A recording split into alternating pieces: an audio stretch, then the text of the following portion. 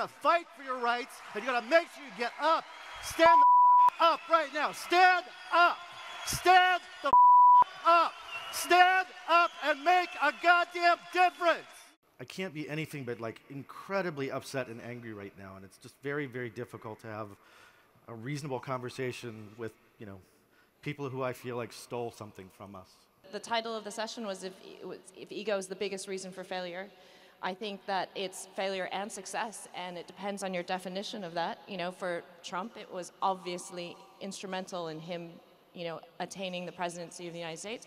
For some of us on stage, clearly it's a disaster. But I think ego, in its most classic form and definition, was not always meant to be bad.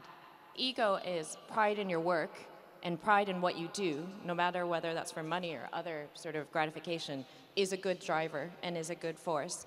When it crosses the line between and it blinds you to whether or not you're actually doing the best thing for that end goal, I mean, that's the problem. Technologists are creating products that go out and they can code their ideas and have the ability to put their ideas into billions of users' hands.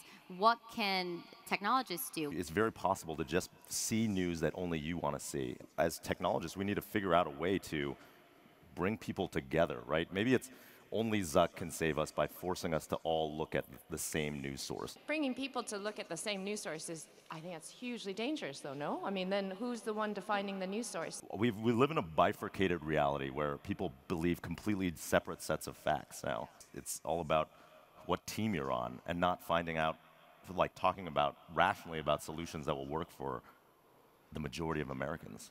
Looking at the election, looking at Silicon Valley and technology, I mean, will this change the companies that you invest in or the questions you ask founders? As we disrupt industries, and Uber might be a great example, where or self-driving cars are coming, that's going to create a lot of job displacement. What are those people going to do? And are they going to become supporters of the next Donald Trump? It's interesting, I think, that we judge the leaders of countries, and hold them up to certain value systems, morals and ethics. But the people who run some of the largest companies probably have larger populations of users than many countries. I don't think that we're holding those folks up to the same level of standards, and maybe that's something we need to start looking at. They cited a study actually in Britain. The administration had sort of surveyed and polled and asked the country a question, and it turned out that 51% of the UK population felt that innovation was moving too quickly.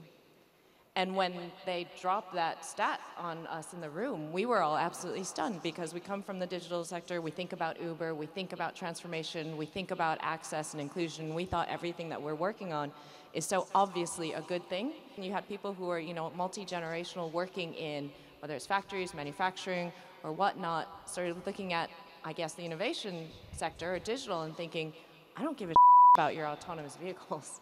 And really, I don't need a drone to deliver a book to my door tomorrow. I want to know where my kids are going to work, where my brother-in-law is going to get his next job from, and how I'm going to pay for education or healthcare, for example.